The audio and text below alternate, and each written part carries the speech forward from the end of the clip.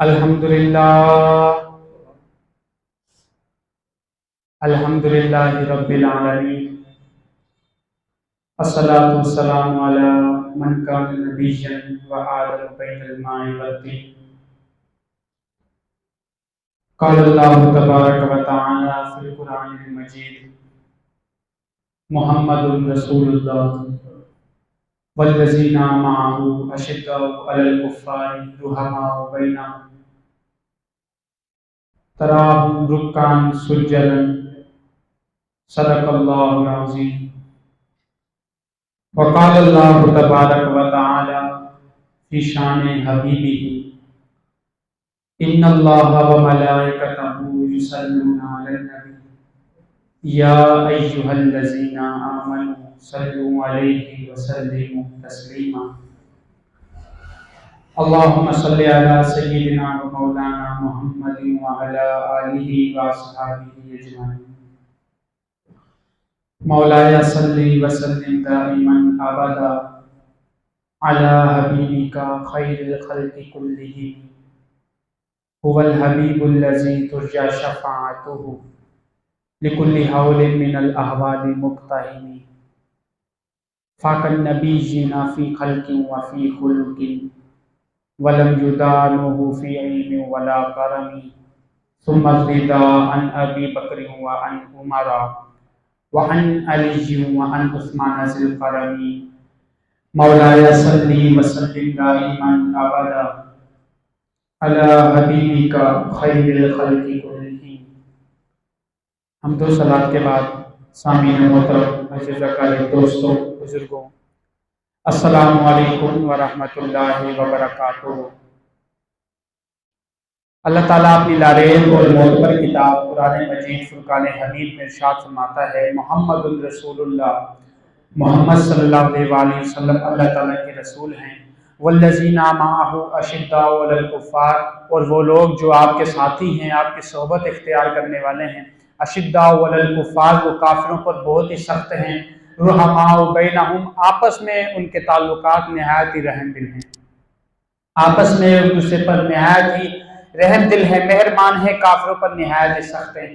یہ آیت کریمہ صحابہ کرام کی بے مثل وفاداری اور یہ آیت کریمہ صحابہ کرام رضوان اللہ تعالی علیہم اجمعین کی باہمی محبت کا ثبوت ہے، یعنی آپس میں کھلی محبت فرمایا کرتے تھے۔ آقا علیہ الصلوۃ والسلام کے جو ہمیں دین اسلام ہم تک پہنچایا، اس کا سال، اسلامی سال کا آغاز بھی ایک قربانی سے ہوتا ہے اور اس کا اختتام بھی جو ہے وہ قربانی سے ہی ہوتا ہے۔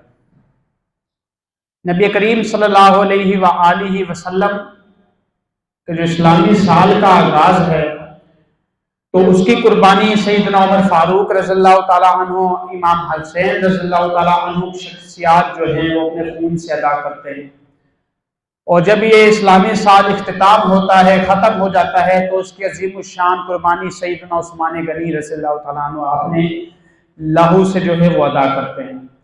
تو اسلامی سال جو ہے اس کا اول حصہ بھی قربانی ہے، اس کا آخری حصہ بھی قربانی ہے، پورا سال جو ہے یہ قربانی ہے۔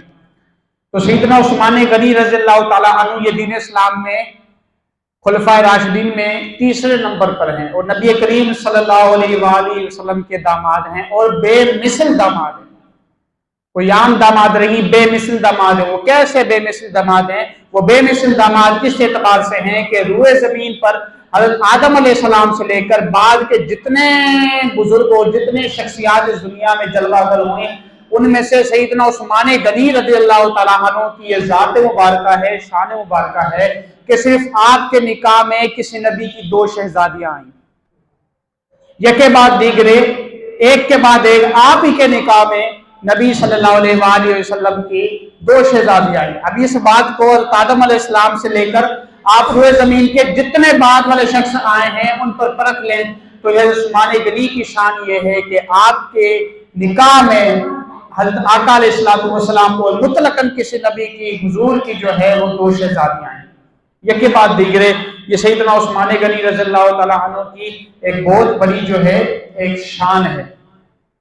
اس کے بعد آقا علیہ الصلوۃ والسلام نے کیا ارشاد فرمایا؟ حدیث مبارک اگر میں بیان کرتا جاؤں آپ نوٹ کرتے جائیں پھر بھی عثمان غنی کی شان ان سے بلند ہے۔ آقا علیہ السلام نے فرمایا لِكُلِّ نَبِيٍّ رَفِيقٌ فِي الْجَنَّةِ، ہر جنت میں ایک نبی کا ساتھی ضرور ہوتا ہے، جنت میں نبی کا ساتھی ضرور ہوتا ہے۔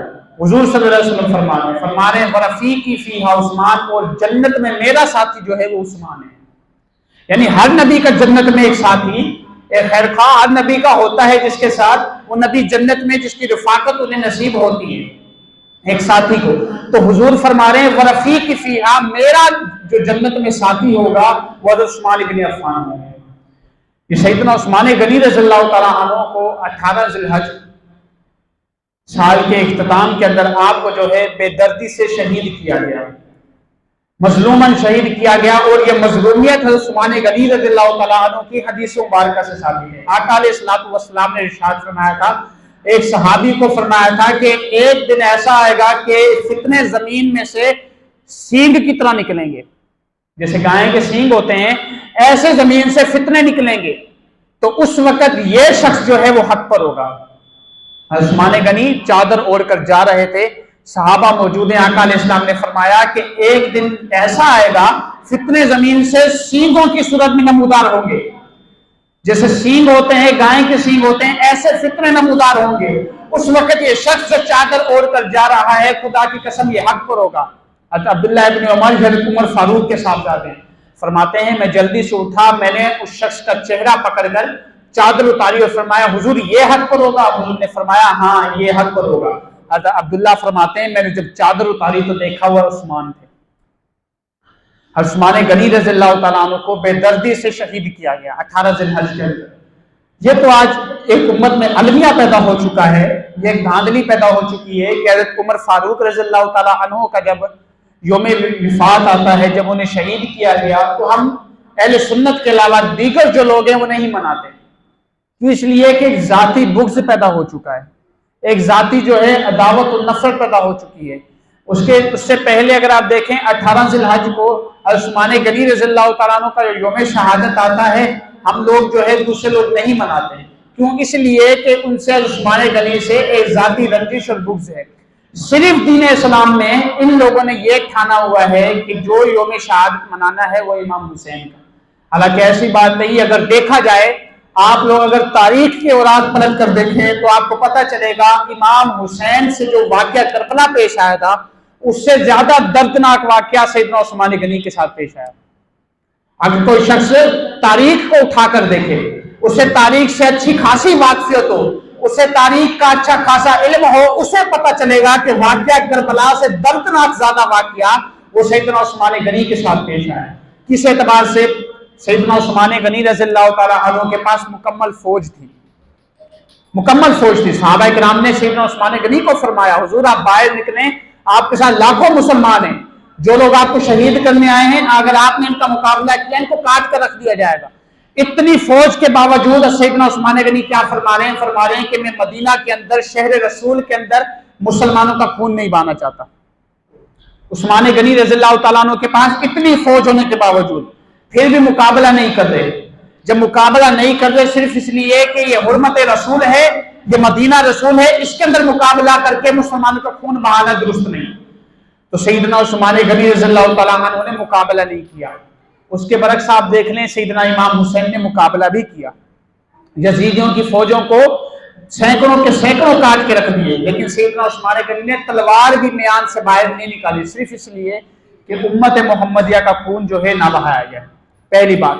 دوسری بات یہ ہے کہ سیدنا امام حسین رضی اللہ تعالیٰ عنہ وہ بلا شبہ ان کے ساتھ واقعہ کربلا سید الشہداء ہیں، سب سے بڑے شہید ہیں، اور انہوں نے آقا علیہ الصلوۃ والسلام کے دین کو بچانے کے لیے جو ہے وہ یزید کا مقابلہ کیا۔ اب اگر آپ حضرت عثمان غنی کو دیکھیں، عثمان غنی رضی اللہ تعالیٰ عنہ جو ہے انہوں نے امت مسلمہ پوری امت کو بچانے کے لیے ان کا نقطہ نظر، ان کی واقفیت کیا تھی، سوچنے کا تفکر اور تدبر کیا تھا، ان کا نظریہ یہ تھا کہ اگر میں نے ایک تلوار کو نیام سے باہر نکالا، میرے پاس جتنی فوج ہے جو مجھے شہید کرنے آئے ہیں وہ بھی مسلمان ہیں، ہم بھی مسلمان ہیں، لہٰذا دو مسلمانوں کے درمیان جنگ صرف اس لیے ہوگی وہ میرے خون کی وجہ سے ہوگی۔ لہٰذا نبی کریم صلی اللہ علیہ وآلہ وسلم نے فرمایا تھا اے عثمان اللہ تعالیٰ تجھے ایک خلافت کی قمیض پہنائے گا، اگر تجھ سے مسلمان منافقین وہ خلافت کی قمیض اتروانا چاہیں تو مت اتارنا۔ یہ سیدنا عثمان غنی کو آقا علیہ الصلوۃ والسلام نے وصیت فرمائی تھی، حبیب کی وصیت تھی کہ سیدنا اے عثمان اللہ تعالیٰ تجھے خلافت کی قمیض پہنائے گا، کچھ لوگ تجھے خلافت سے ہٹانا چاہیں گے، ہٹ جا عثمان، چھوڑ دے خلافت کو، لیکن تو اس قمیض کو کبھی مت اتارنا۔ سیدنا عثمان غنی نے یہ بات پلے باندھی ہوئی تھی، اور جب یہ بات پلے باندھ کر آپ نے امت محمد کا خون نہیں بہایا۔ سیدنا امام حسین کو دیکھیں تو آپ کو یکم محرم سے لے کر 10 محرم تک آپ پر جو ہے وہ مکمل پانی بند کر دیا گیا سیدنا امام حسین پر۔ اس کے برعکس امام سیدنا حضرت عثمان غنی کو آپ دیکھیں تو مکمل 40 روز تک آپ پر پانی بند تھا، مکمل 40 دن تک حضرت عثمان غنی پر مکمل 40 دن تک پانی بند تھا، اور جب شہید ہوئے تو نہ صرف قرآن پڑھتے شہید ہوئے بلکہ روزے کی حالت میں شہید ہوئے۔ سیدنا امام حسین تو قرآن پڑھتے شہید ہوئے، بالکل حق پر تھے، لیکن حضرت عثمان غنی رضی اللہ تعالیٰ عنہ ساتھ ساتھ روزے کی حالت میں بھی تھے اور قرآن پڑھتے ہوئے شہید ہوئے۔ جب آپ کو شہید کیا گیا تو سورہ البقرہ کی تلاوت فرما رہے تھے، فَسَيَكْفِيكَهُمُ اللَّهُ وَهُوَ السَّمِيعُ الْعَلِيمُ، اور اللہ تعالیٰ ہی آپ کے مقابلہ آپ کے دشمنوں کو کافی ہے، اللہ تعالیٰ ہی آپ کا انتقام لے گا، وَهُوَ السَّمِيعُ الْعَلِيمُ، وہ سنتا بھی ہے وہ جانتا بھی ہے۔ تو تمام صحابہ ہمارے سر کے تاج ہیں۔ آقا علیہ السلام نے کیا ارشاد فرمایا؟ فرمایا اصحابی کالنجوم، میرے صحابہ ستاروں کی طرح ہیں، فَبِأَيِّهِمْ اقْتَدَيْتُمْ اهْتَدَيْتُمْ، ان صحابہ میں سے جس کی پیروی کرو گے، جس کے نقشے قدم پر چلو گے، ہدایت پا جاؤ گے۔ حضور صلی اللہ علیہ وسلم نے فرمایا خیر القرون قرنی، سب سے بہترین زمانہ میرا زمانہ ہے، ثم الذین یلونہم ثم الذین یلونہم، پھر میرے زمانے کے بعد جو زمانہ ملا ہوا ہے وہ بہترین ہے، جیسے صحابہ کا زمانہ پھر اس کے بعد جو زمانہ ملا ہوا ہے وہ زمانہ بہترین ہے۔ حضور اس کے بعد کیا ہوگا؟ اس کے بعد فتنے کھڑے ہو جائیں گے، اس کے بعد جو ہے وہ قتلہ قتلی کا عالم ہو جائے گا، اس کے بعد جنگ و جدال اور گالی گلوچ کا عالم ہو جائے گا، تلواریں باہر نکل پڑیں گی، اور اس کے بعد جنگ و جدال کا عالم ہو جائے گا۔ اور یہی ہوا، سب سے پہلے جو دین اسلام میں فتنہ کھڑا ہوا، اس سے پہلے فتنے تھے ہی نہیں، اس سے پہلے کوئی فتنوں کا نام و نشان نہیں تھا۔ سب سے پہلے جو فتنہ کھڑا ہوا وہ سیدنا عثمان غنی رضی اللہ تعالیٰ عنہ کی شہادت پر کھڑا ہوا۔ یہ وہ فتنہ کھڑا ہوا جس نے تمام فتنوں کے دروازے کھول دیے۔ اس کے بعد حضرت علی المرتضیٰ اور امیر معاویہ کے درمیان جنگیں ہوئی، حضرت علی المرتضیٰ اور اما عائشہ صدیقہ رضی اللہ تعالیٰ عنہ کے درمیان جنگیں ہوئی۔ یہ بعد کے مسائل، جو سب سے پہلا فتنہ کھڑا ہوا وہ سب سے پہلا فتنہ سیدنا عثمان غنی رضی اللہ تعالیٰ عنہ کو جب دوسرے بلوائیوں نے منافقین نے شہید کیا، تب سے سارے فتنے کھڑے ہو گئے۔ اور یہ وہ عثمان غنی کی شان ہے کہ آقا علیہ الصلوۃ والسلام اپنے حجرے میں بیٹھے ہوئے، یہ غور کرنے کی بات ہے، یہ وہ سیرت کی باتیں ہیں کہ عثمان غنی رضی اللہ تعالیٰ عنہ کی سیرت کی چند جھلکیاں ہیں۔ اسی لیے تو ہم کہتے ہیں کہ جب بھی کوئی سیرت پر عنوان لکھے گا، میں یقین سے کہتا ہوں سیرت عثمان لکھے گا۔ یہ لکھ کر لے لیجیے، اما عائشہ صدیقہ فرماتی ہے حضور صلی اللہ علیہ وسلم بیٹھے ہوئے تھے، دروازے پر دستک ہوتی ہے، پوچھا جاتا ہے کون، سامنے سے آواز آتی ہے ابو بکر صدیق۔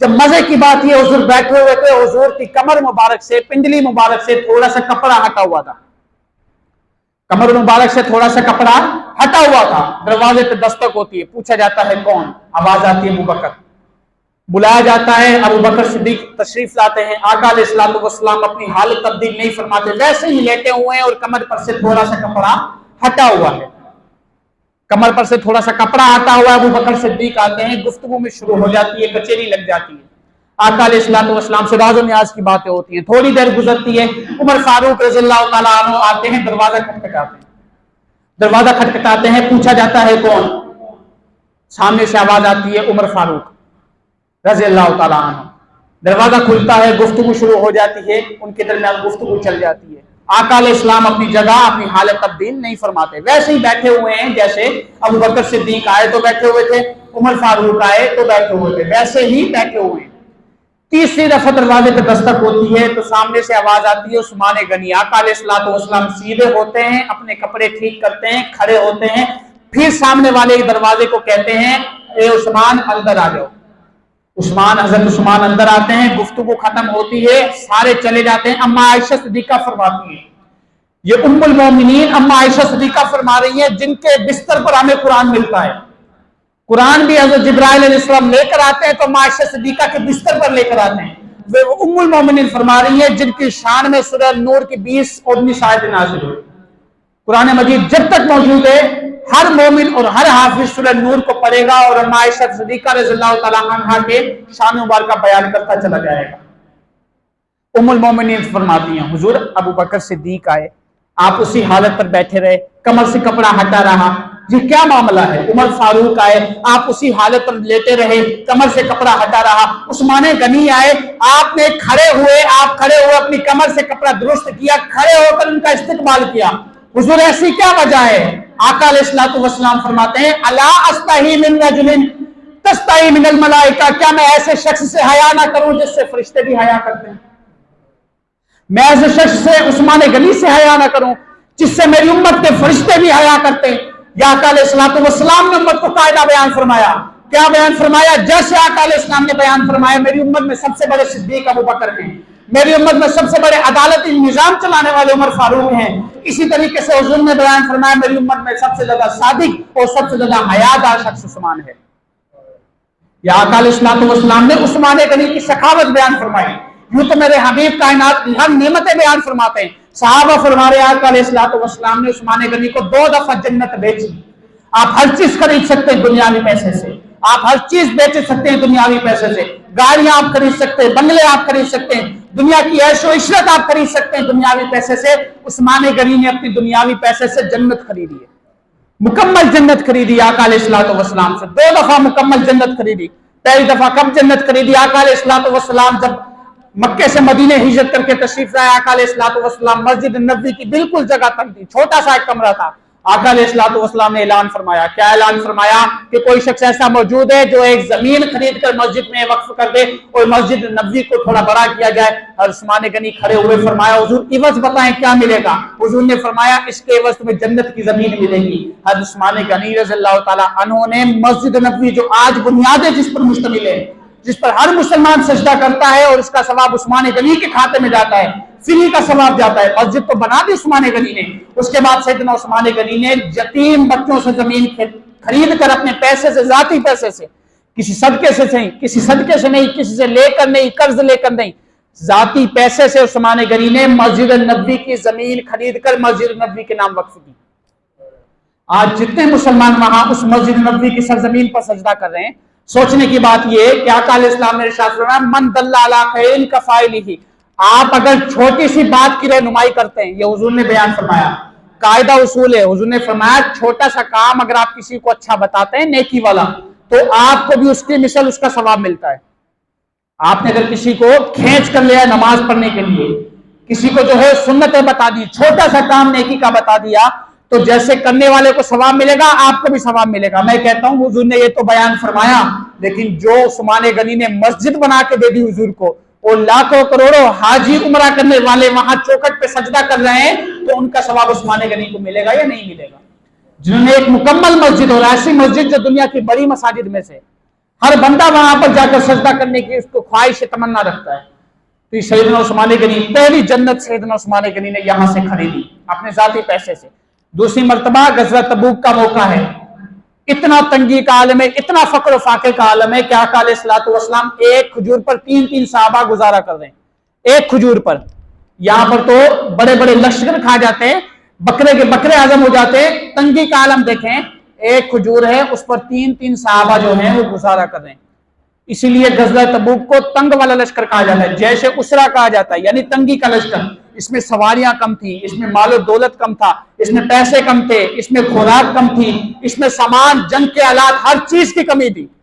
उस वक्त आका अलैहिस्सलातु वस्सलाम ने ऐलान फरमाया कौन है जो जैसे उसरा गज़वा तबूक में हमारी मदद करे? उस्मान गनी खड़े हुए फरमाया हुजूर 100 घोड़े साजो सामान के साथ मेरी तरफ से, 100 घोड़े माने रखते हैं।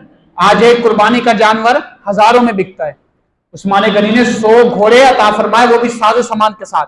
फिर बैठ गए। फिर आका अलैहिस्सलातु वस्सलाम ने फरमाया कौन है? ऐलान किया जो मुझे गज़वा तबूक के मौके पर हमारी मदद करे। फिर उस्मान गनी खड़े हुए, फरमाया हुजूर 100 घोड़े मेरी तरफ से साजो सामान दीजिए।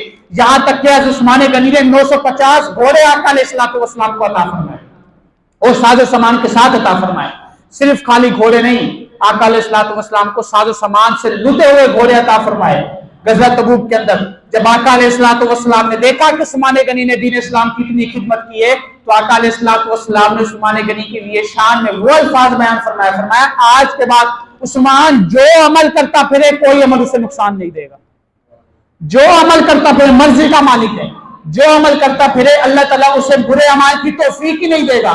اللہ تعالیٰ نے اس کے دل میں نفس مطمئنہ کو جگہ دے دی ہے کہ عثمان غنی کو کوئی عمل نقصان نہیں دے گا۔ تیسرے خلیفہ ذوالنورین جن کو کہا جاتا ہے، یعنی دو نور والے، وہ دو نور والے کیوں کہتے ہیں؟ کیا وجہ ہے دو نور والے کہنے کی؟ وہ دو نور والے ہیں ہی اس لیے کہ ان کو نبی پاک کی دو شہزادیاں نکاح میں آئیں اور ایک کے بعد ایک شہزادیاں نکاح میں آئیں، اس کے بعد سیدنا فاطمہ الزہرا علی المرتضیٰ کے نکاح میں چلی گئی تو آقا علیہ السلام نے بیان فرمایا اے عثمان اگر میرے نکاح میں 40 بیٹیاں ہوتی وہ بھی اگر میری 40 بیٹیاں ہوتی وہ بھی میں یک کے بعد ایک کے بعد ایک کر کے تیرے نکاح میں دیتا جاتا۔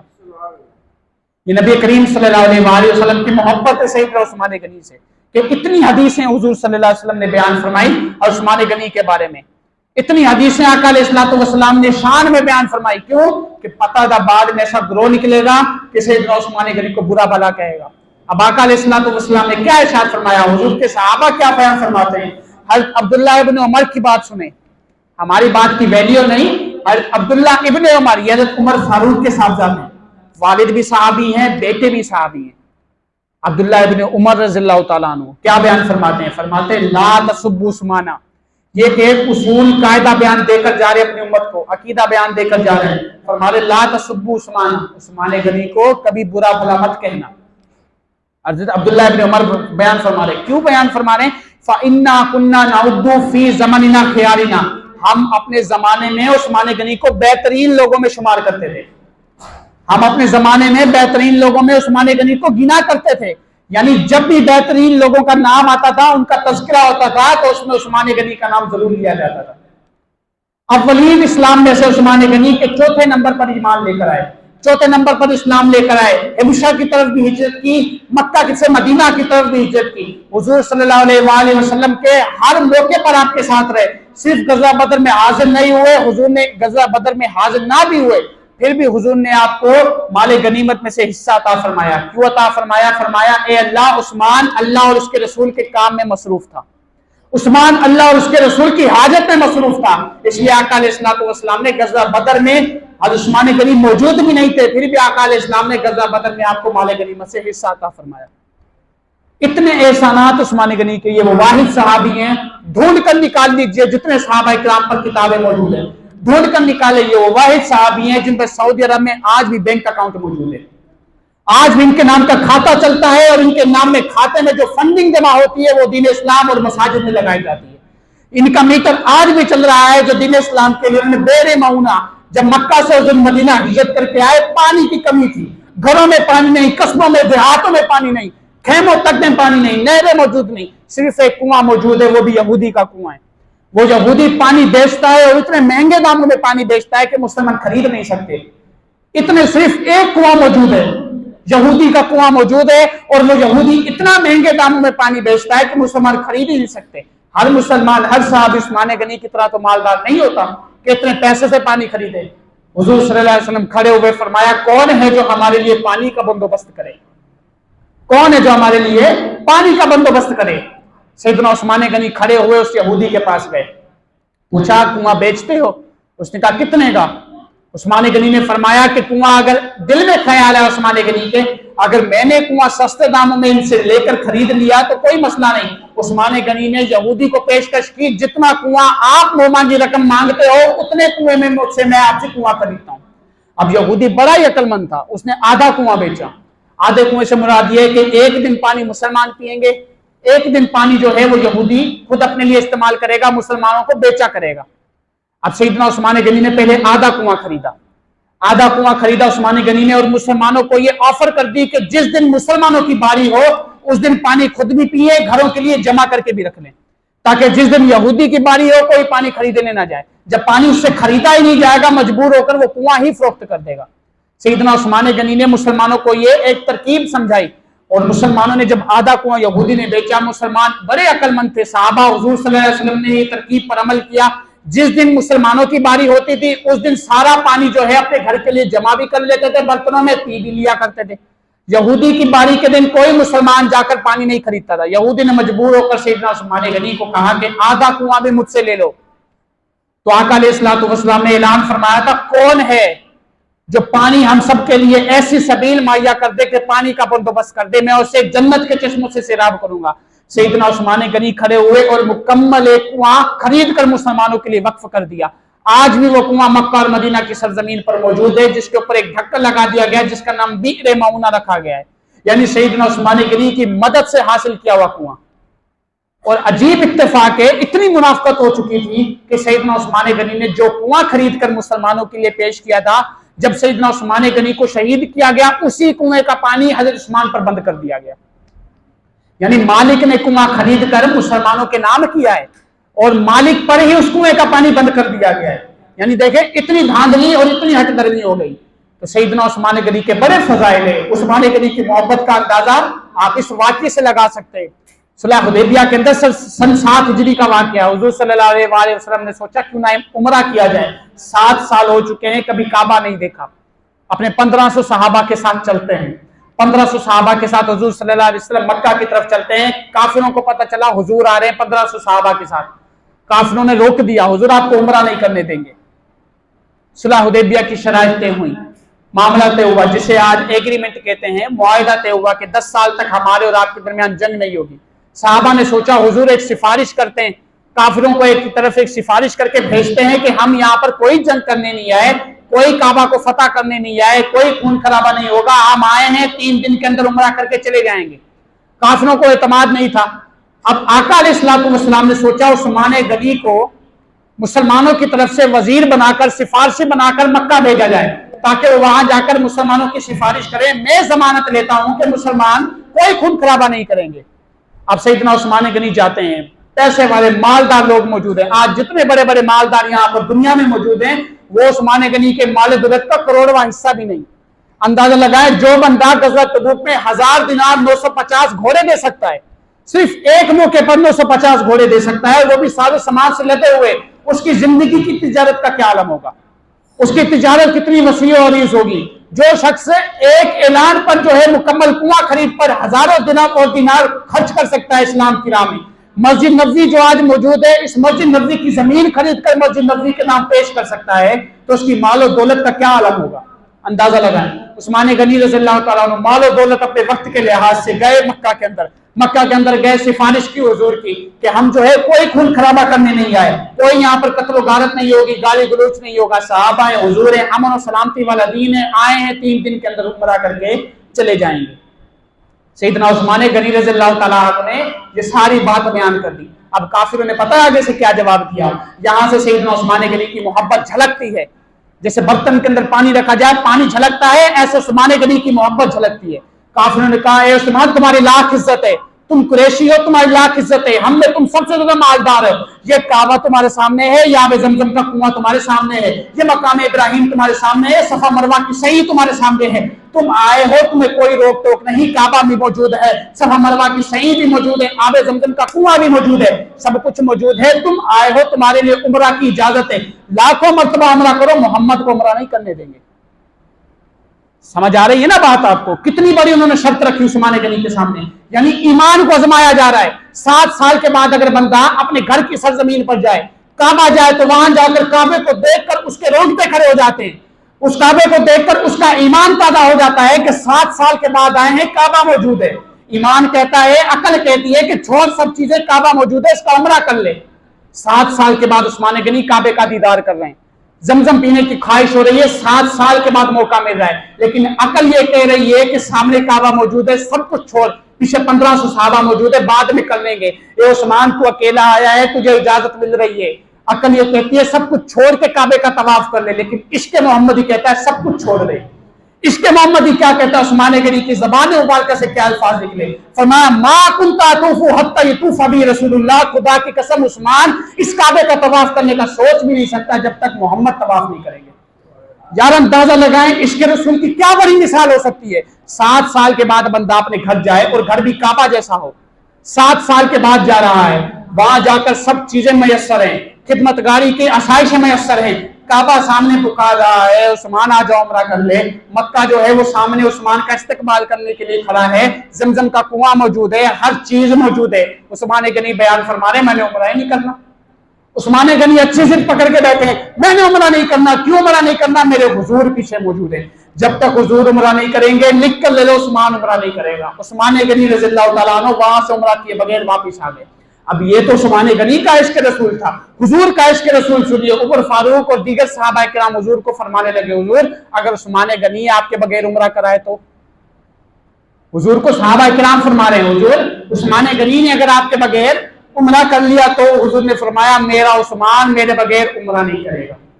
जो हुजूर कह मेरे खुदा की कसम, यहाँ से हुजूर ने जबान से अल्फाज अदा किए कि मेरा उस्मान मेरे बगैर उम्रा नहीं करेगा। वहां पर उस्मान गनी का इश्क मुस्तफा जाग उठा। उन्होंने फरमाया मा कुंता तुफू हत्ता यतूफा बि रसूलुल्लाह, मैं इसका उम्रा और तवाफ करने का सोच भी नहीं सकता। तुम तो इसका उम्रा करने की मुझे दीन और ऑफर पेश कर रहे हो, मैं तो सोच भी नहीं सकता कि जहां तक रसूलुल्लाह सल्लल्लाहु अलैहि वसल्लम इसका तवाफ न कर लें। सैयदना उस्मान गनी इतनी मोहब्बत फरमाया करते थे। एक दफा किसी सहाबी ने देखा कि मस्जिद के दरवाजे पर बैठकर खाना खा रहे हैं, इतने मालदार शख्स मस्जिद के दरवाजे पर बैठ के खाना खा रहे हैं। खुदा की कसम अगर आज उस्मान गनी की दौलत का अंदाजा लगाएं सिर्फ मोटा मोटा, और दुनिया में बात नहीं जाए फिर भी उस्मान गनी की दौलत बच जाएगी। इतने मालदार और पैसे वाले शख्स थे सैयदना उस्मान गनी। वाहिद खलीफा हैं जिन्होंने कभी खिलाफत पर तनख्वाह नहीं ली। सैयदना अबू बकर सिद्दीक जब इमाम बने, खलीफा बने, इन्होंने बैतुल माल से खिलाफत पर तनख्वाहें ली। और उमर फारूक ने बैतुल माल से खिलाफत पर तनख्वाहें ली, अली मुर्तजा ने ली, अब्दुल्ला बिन जुबैर ने ली, हज़रत अमीर मुआविया ने ली, सब ने ली। लेकिन उस्मान गनी की तिजारत खुद की इतनी थी, इतना पैसा था, कभी खिलाफत पर तनख्वाहें नहीं ली। उल्टा इस्लाम को खिलाफत करने पर तनख्वाहें दी हैं, कभी ली नहीं है। बैतुल माल में हमेशा खजाना जमा करते रहे, कभी उससे लिया नहीं है। तो सैयदना उस्मान गनी रज़ियल्लाहु ताला अन्हु मस्जिद के दरवाजे पर बैठकर शहंशाह वक्त, अपने वक्त के बड़े पैसे वाले लोग जो आज किसी सड़क पर खाते हुए बड़े उनको हकीर, और किसी आम मौलवी के साथ खाते हुए बड़ी उन्हें शर्म महसूस होती है।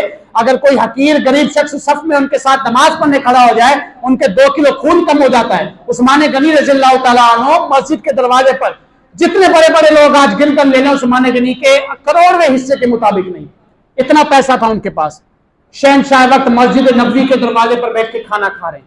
एक सहाबी ने पूछा, इतनी मोहब्बत उस्मान गनी को हुजूर से, एक सहाबी ने पूछा आप इतने बड़े वक्त के अजीम बादशाह हैं, इतने पैसे वाले हैं, मस्जिद के दरवाजे पर बैठ के खाना खा रहे हैं, इसकी क्या वजह है? फरमाया मुझे कुछ पता नहीं, हुजूर को देखा था एक दफा यही खाना मस्जिद के दरवाजे पर बैठकर इसी जगह खा रहे थे, मैंने वही खाना खरीदा उस हुजूर की सुन्नत पूरी करने के लिए, वही खाना वही मस्जिद के दरवाजे पर बैठ के खा रहा हूं।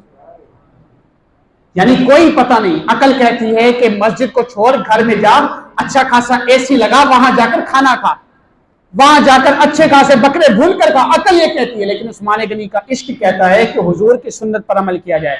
हुजूर की सुन्नत मुबारक क्या है कि सादा सा खाना हुजूर ने इसी जगह मस्जिद के दरवाजे पर बैठ के खाया है। उस्मान तो भी सादा सा खाना इसी मस्जिद के दरवाजे पर बैठ के खा ले। तो सैयदना उस्मान गनी को बेदर्दी से शहीद किया गया।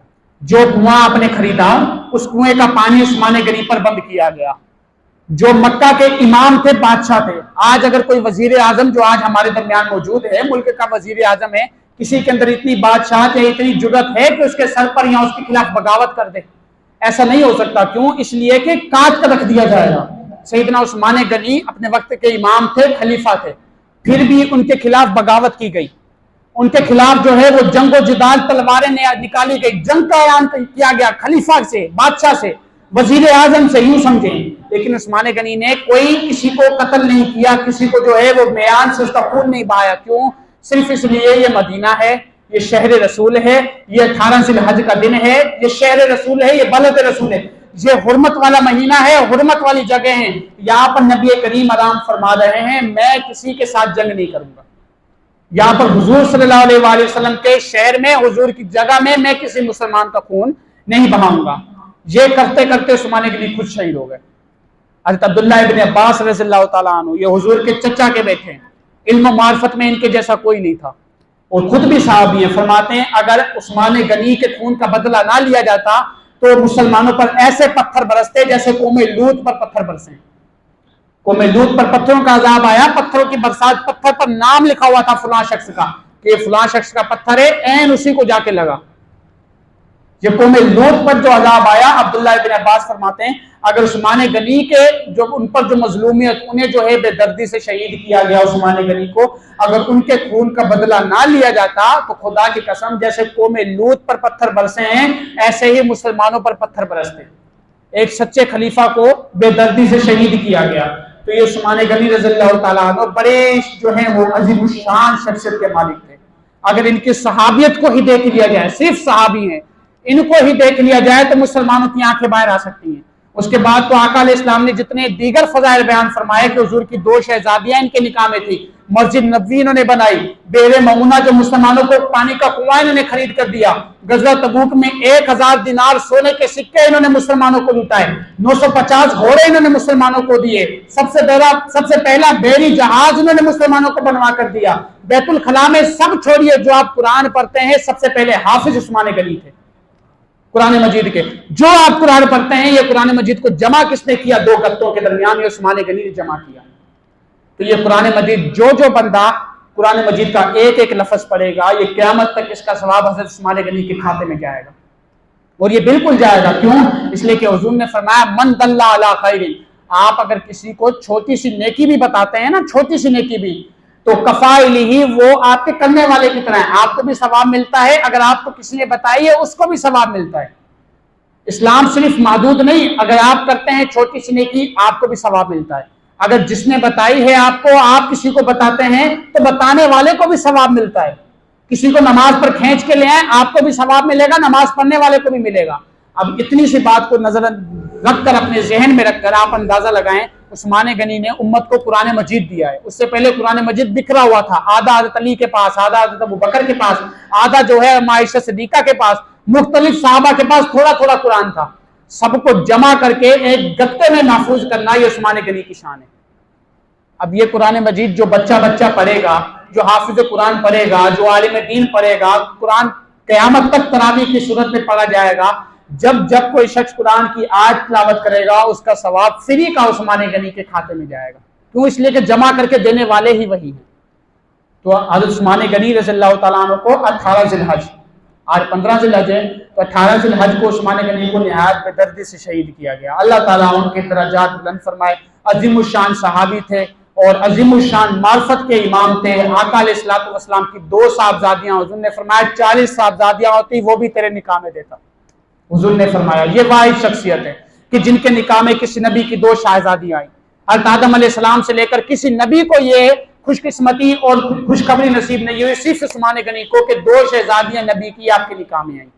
اور آگے خوشخبری کیا دی جا رہی ہے؟ 40 بھی ہوتی وہ بھی تیرے نکاح میں دی جاتی، یعنی اتنی محبت عثمان غنی سے۔ تو اللہ تعالیٰ سے دعا ہے کہ اللہ تعالیٰ حضرت عثمان غنی کے درجات بلند فرمائے، ان کی صحبتوں سے، ان کی محبتوں سے ہمیں بھی حصہ عطا فرمائے۔ وما علینا الا البلاغ المبین۔